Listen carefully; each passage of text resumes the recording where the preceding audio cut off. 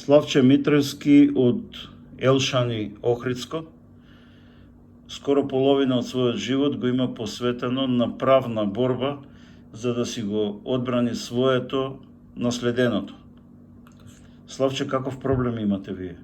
Овака. Почетокот, јас директно го наследив овој проблем, пошто татко ми беше тужен од страна на Пазарковски крсте, од населба Рача, за некаков со тужбата гласеше, пошто ја немам сега доказ во моментов, гласеше дека го купил таа парцела 67-16/2 од блатото, од дедо ми покојни. Место викано Студенчишко блато крај езеро, така? Да, покрај езеро, покрај патеката Охрид парк. Ние не прифативме да признаеме дека тој некогаш купил, пошто човеков ни го знам, ни го познавам. Од татко ми претходно имав дозвола да го туѓам половина дел, односно 300 метри квадратни од нашата нива. Ама не на Крсте Пазарковски. Со полномошно, односно со изјава од стрикот ми дека сме собственици, на нотар заверена кај Васил Кузмановски, дека сме собственици и дека стрикот ми ние го понудивме, односно јас и купецот бевме присутни. Од татко ми имав добиено само полномошно, пошто не беше во држава присутен. И излеговме на нотар, си даде изјава, текстот ќе го имате во прилог, дека е понуден да го купи делот наш, дека не е заинтересиран, дека се сложива да го продадеме на трето лице Никола Николовски, Питугули 75 Охрид. Лицето си го доби имотот од нормално од наша страна со купопродажен договор, си направи солемезација, си плати данок, си го префали на своје име. Во тој дел беше све чисто и завршено. После известно време, не можам точно да кажам, значи месец или година, добивме тужба од Пазарковски крсте. Дека некогаш го купил, односно 68 година. Јас ќе приложам докази, дедо ми кога го примил, дека го примил 6 месец 67 година од општината, беше замено кај Колишевски, место за место беше дадено во блатото. За скоро 20 години правна битка. Да. Дали Крсте Пазарковски или неговиот адвокат во оваа постапка против вас покажа договор дека купил ваш имот? Во 2001 година почна првата постапка. Дали покажа договор? Договор никогаш не покажа, никогаш не поседувал, само беше изјаснето и во првата постапка, која ја водеше судија Трајче Скрчевски, со прилог дојде пресудата во наша полза дека никогаш нема купено, односно договорот го загинал 70 година кога реновирал куќата. Довербата не му беше поклонета од страна на судијата Трајче Скрчевски. По жалба замена во Битола, од Битола исто беше одбиен, дека таму никогаш ни купил ни владеел. Правосилната пресуда се врати, значи, од Битола и тоа го докаже, значи, нашето владење и како собственици, како владетели на таа парцела. Истата година, 2003 година, по добивањето на правосилна пресуда како собственици, татко ми и стрикот ми, незадоволни од одлука од Битола, тие назначија друг адвокат, односно го тргна Јацо Баловски од првата постапка, го зедоја Матијановски. Матијановски си зеде за право на правосилна пресуда поново да пише тужба, со повторно со некој купопродажен договор 2003 година. Кој му ја уважи таа тужба? Таа тужба која зема да ја работи? Се отвори нов предмет, со кој ние не бевме известени, бевме заобиколени преку некои социјални адвокати, значи ние присутни, јас, брат ми и мајка ми, полнолетни, здрави и прави. За жал, судот како институција взел за право, значи, да не извести нас, мада што беше и напишана покана во име на татко ми, пошто тужбата гласи на Митревски Павле село Ошани, тие за да ја заобиколат правдата, значи ставиле социјален адвокат.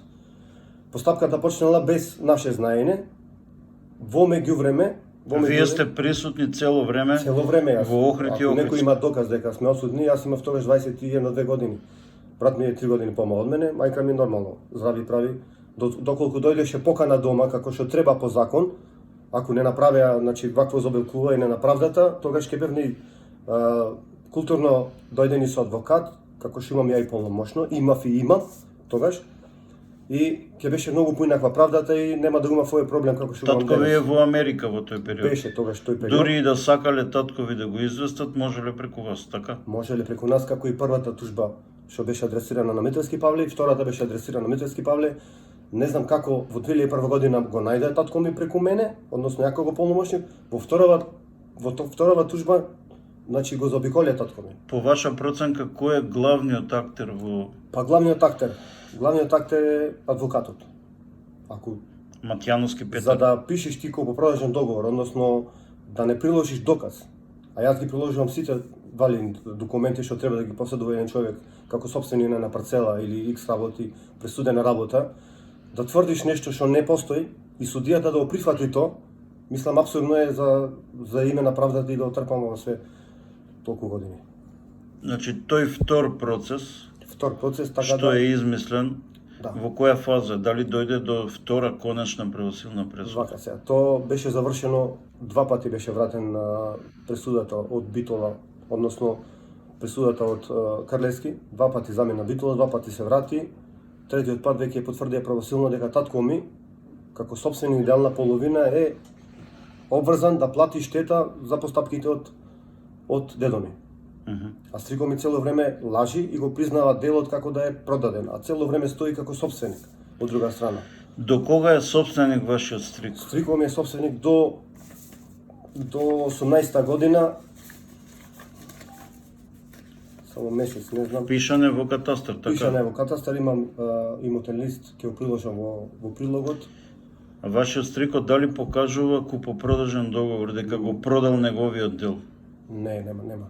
Не знам за тоа. А што се случи со него? Не знам, кога е понесовме ние постапка за повторување на постапкава, баравме начин, значи како да го средиме овој проблем имотно праве, значи да се реши нормално по судски пат, дека јас сметам дека обезбедив адвокат и поднесов барање за повторување и дека правен основ не постои. Два предмети отворив, едниот падна ке Попевски, другиот падна ке Дејановски.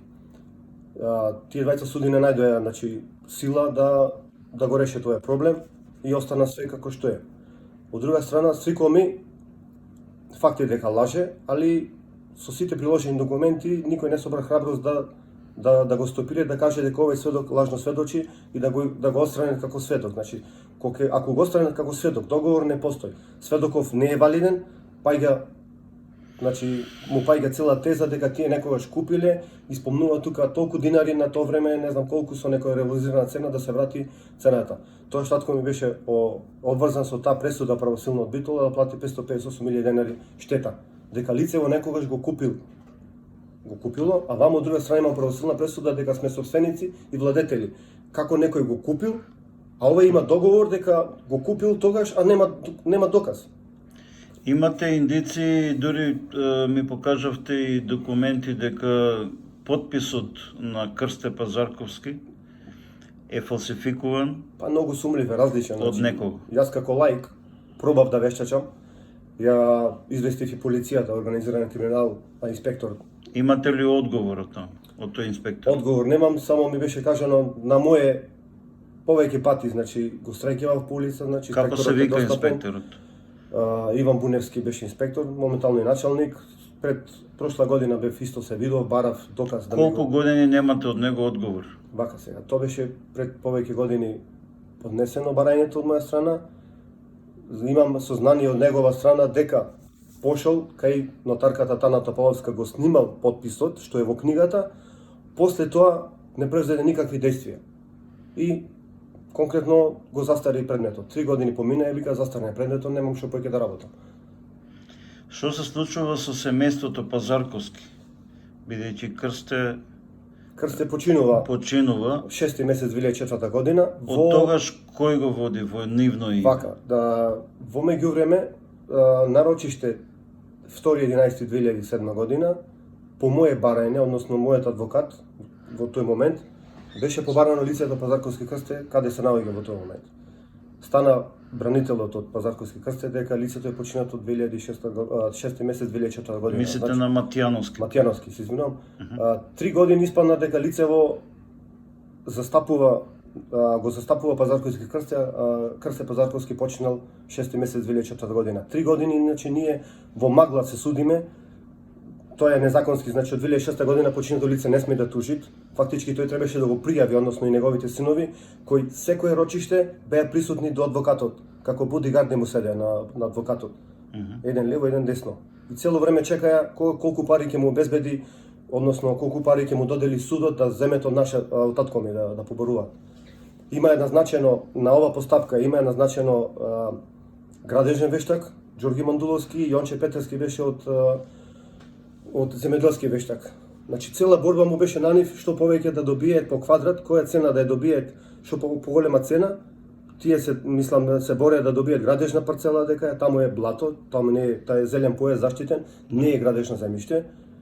Така да тоа го знам како сопственик, нормално и татко ми и ние бевме дел во тој момент.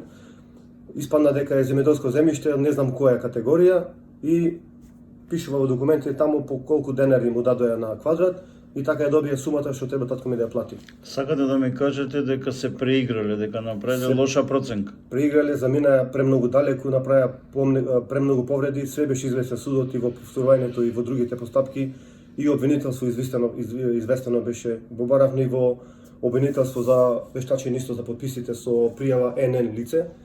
Наведено беше во кој предмет што треба да се бара и како треба да се бара. Бевме одбиени во најбрз можен рок, без графолошко вештачење. Тоа ми е криво што институцијава треба да тврдиш на вештачено, значи на графолошко вештачење кој оди во Скопје, информиран сум за тоа нормално, од Мака, значи прашувам доке што ќе стигнам. Графолошко вештачење кога ќе дојде и наод кога ќе дојде од таа институција, кога ќе дојде графолошко вештачење, тогаш треба ми го достават службено, нормално да ми известат на адреса и тогаш ќе цениме и ќе видиме дали се тие подписи се валидни или не валидни, или се фалши или не се фалши. А ние сега тврдиме, односно сумљаме и ќе потврдиме, ќе побараме понатака, значи ќе побараме да вештачиме и ќе го приложиме и тој дел кога ќе добиме графолошко вештачење, валидно. Во текот на утрешниот ден ќе ги приложам јавноста да ги види сите документи хронолошки што ги поседувате. Последно прашање. Каков притисок трпите во последниве неколку месеци? Во моментов извршување имаме. Какво? На семејната куќа. Имаме секој 3 месеци, сега имаме на 30 декември имавме рочиште кое се одложи со сознание дека нема купец, дека следно рочиште е на 10.2.2021 година. Кој извршител ви врши притисок? Па притисок, почетокот беше Иван Митановски. Почина Иван Митановски, сега на тоа место дојде Слободанка Коловска. На истата канцеларија, значи понатака таа ја извршува и нормално курирот си ја работи својата работа, носи извештаи. Доколку биде продадена на друго лице или доверителиве ја земат куќата, ние мора да си селим за 30 дена. Значи, освен што сакаат да ви земаат место наследено од дедови, точно, проба е така. Сакаат да ви иселат од куќата. Не успеа да го земе местото пошто нема договор. Договорот не постои. Самиот тужител, мене ми е многу глупаво некој да ме тужи да нема никакви докази, да дојде во судот, да чека доверба од судијата или X работи во наводници, не знам како, и да му довери судијата на еден исказ дека имал договор и по тоа све на тој договор, како што го пишува во тужбата, толку динари, толку години стар, не знам колку бил склучен, помеѓу кого, и судијата тоа да го препише, да остави во пресудата тој договор, непостоечки, измислен, и по толку динари, толку револузирана цена да дојде износот за толку да трпиме ние штета сега, односно со камати после толку време. Јас не сакам да му ги дам тие пари и нема да му ги дадам никогаш, пошто све е ова наместено и изиграни сме од правдата. Ви благодарам за разговорот.